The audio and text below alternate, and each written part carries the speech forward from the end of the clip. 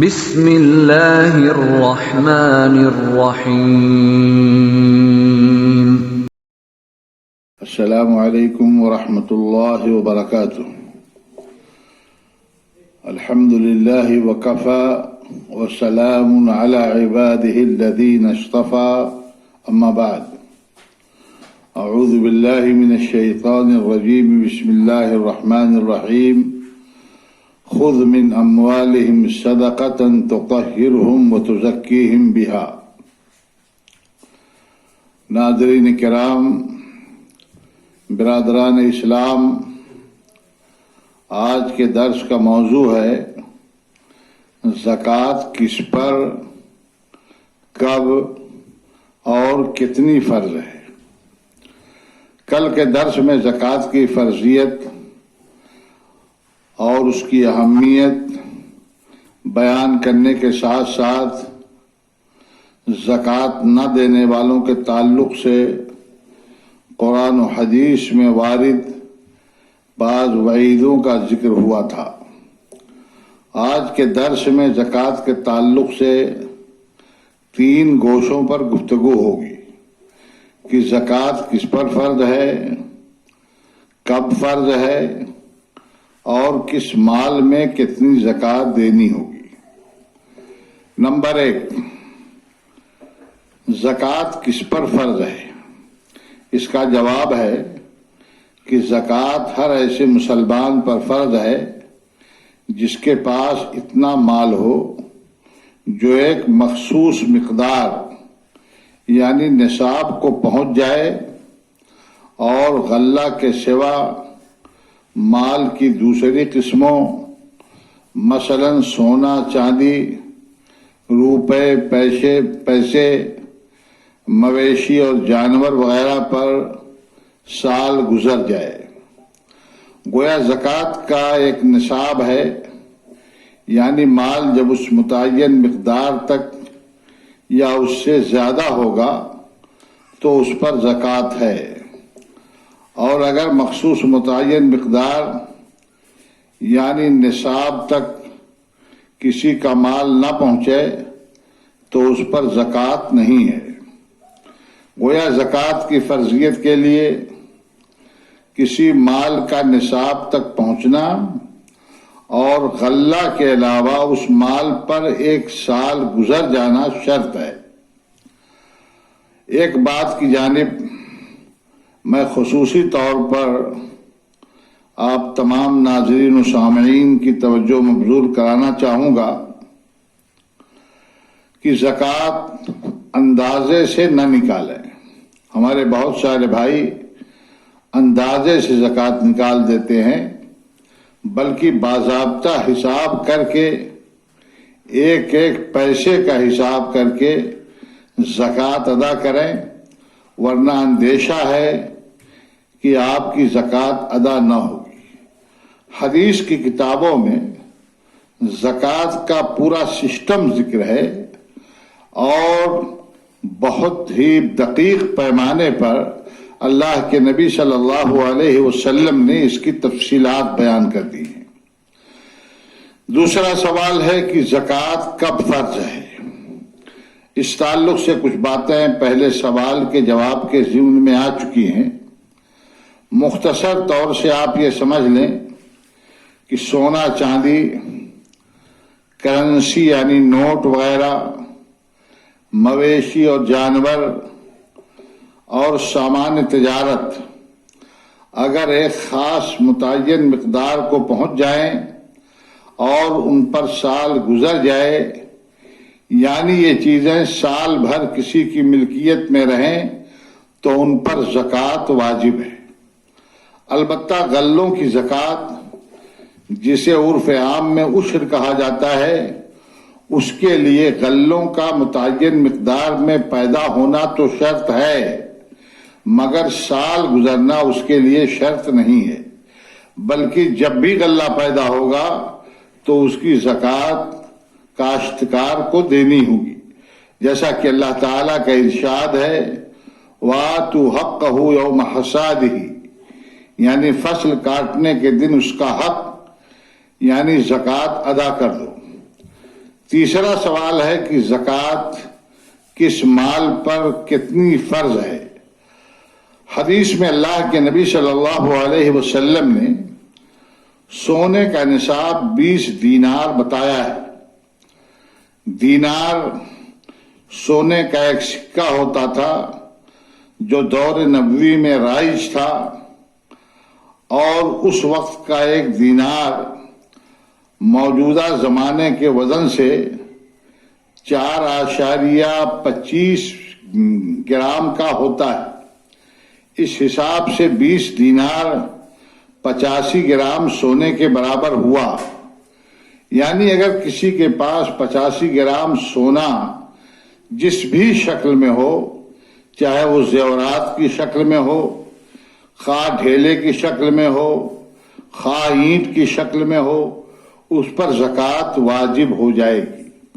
اب 85 گرام یا اس سے زائد جو بھی سونا ہے، اس میں 2.5% یا 40واں حصہ زکوٰۃ ہے۔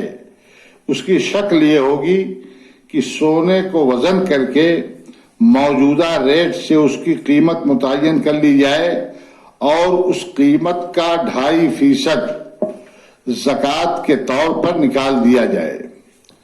چاندی کا نصاب حدیث میں 200 درہم بتایا گیا ہے۔ درہم چاندی کا سکہ ہوتا تھا۔ 200 درہم کا وزن موجودہ وزن کے حساب سے 595 گرام بنتا ہے۔ اگر کسی کے پاس 595 گرام سے کم چاندی ہے تو اس پر زکوٰۃ نہیں، اور جس کے پاس 595 گرام یا اس سے زائد چاندی ہے اور اس پر یا اس کی موجودہ قیمت پر 2.5% زکوٰۃ واجب ہو جائے گی۔ شرط یہ ہے کہ یہ چاندی اس کے پاس سال بھر رہی ہو، یعنی فی 1000 25 روپے اس میں زکوٰۃ دی جائے گی۔ کرنسی نوٹوں میں بھی زکوٰۃ فرض ہے، بشرطے کہ کسی کے پاس اتنی رقم سال بھر رہی ہو جو 595 گرام چاندی کی قیمت کے مساوی ہو۔ اس وقت چاندی کا ریٹ 41,500 روپے فی کلو ہے۔ اس ریٹ کے حساب سے 595 گرام چاندی کی قیمت تقریباً 24,525 روپے انڈین ہوتی ہے۔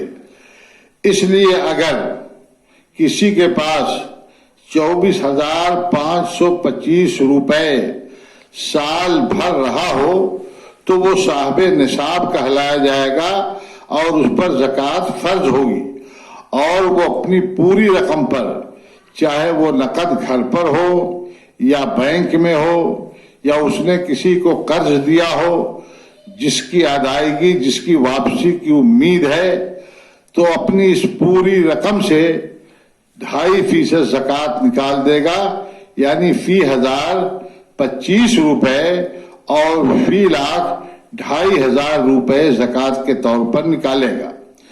سامان تجارت میں بھی زکوٰۃ ہے، بشرطے کہ وہ سامان تجارت 595 گرام چاندی کی قیمت کے مساوی یعنی 24,525 روپے سے کم نہ ہو۔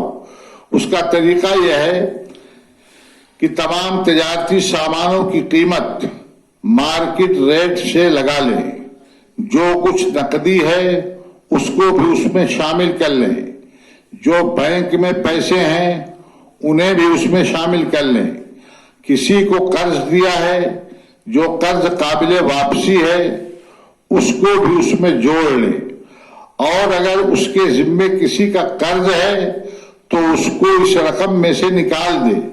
اب جو رقم باقی بچے اس میں 2.5% کے حساب سے زکوٰۃ ادا کر دے۔ گھریلو استعمال کی اشیاء مثلا گاڑی، مکان، گھر بنانے کے لیے پلاٹ وغیرہ میں زکوٰۃ نہیں ہے، خواہ ان کی مالیت کتنی ہی کیوں نہ ہو جائے۔ البتہ اگر گاڑی کرائے پر چلانے کے لیے ہے تو کرائے کی رقم اگر نصاب تک پہنچ جائے تو اس میں زکوٰۃ ہے۔ اسی طریقے سے مکان اگر کرائے پر ہے اور کرائے کی رقم نصاب کو پہنچ جائے تو اس کرائے کی رقم میں زکوٰۃ ہے۔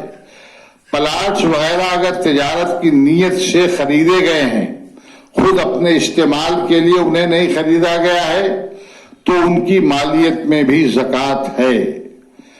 غلوں اور فصلوں کی پیداوار میں زکوٰۃ ہے، جسے عشر کہا جاتا ہے۔ اس کا نصاب حدیث میں اللہ کے نبی صلی اللہ علیہ وسلم نے 5 وسق بتایا ہے، اور ایک وسق 60 سا کا ہوتا ہے، گویا 5 وسق کا 300 سا ہوا، اور ایک سا تقریباً 2.5 کلو ہوتا ہے۔ تو اس حساب سے غلوں کا نصاب 7.5 کنٹل بنتا ہے۔ یعنی اگر کسی کے ہاں 7.5 کنٹل یا اس سے زیادہ غلہ پیدا ہو تو اس کو اس غلے کے اندر عشر نکالنا ہوگا، اس کو اس غلے کی زکوٰۃ 2.5%، اس کو اس غلے کی زکوٰۃ بہرحال اس کو دینی پڑے گی۔ یہ 7.5 کنٹل ہے، اس سے کم پیداوار میں زکوٰۃ نہیں ہے۔ 7.5 کنٹل یا اس سے زائد جو بھی ہو، اس میں 10واں حصہ نکالا جائے گا، یعنی جسے عشر کہا جاتا ہے، اس میں 10واں حصہ نکالا جائے گا۔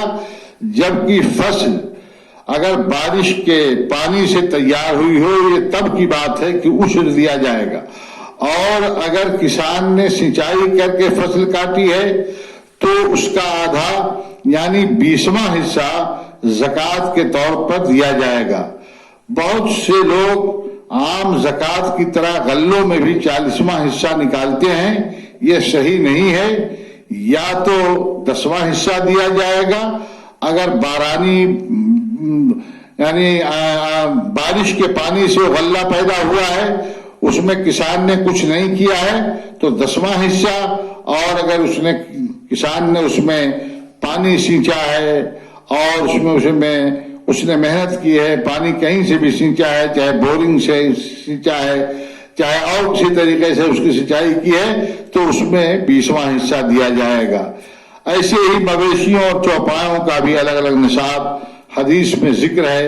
اللہ رب العالمین سے دعا ہے کہ اللہ تعالی ہمیں زکوٰۃ کو صحیح طریقے سے ادا کرنے کی توفیق عطا فرمائے، اور جس طریقے سے سسٹمیٹک طریقے سے اللہ کے نبی صلی اللہ علیہ وسلم نے حدیث کے اندر زکوٰۃ کے احکام کو واضح کیا ہے، اسی طریقے سے ہم کو زکوٰۃ ادا کرنے کی اللہ رب العالمین توفیق عطا فرمائے، اور ہماری زکوٰۃ کو اللہ رب العالمین قبول فرمائے۔ آمین۔ وآخر دعوانا ان الحمد للہ رب العالمین، والسلام علیکم ورحمۃ اللہ وبرکاتہ۔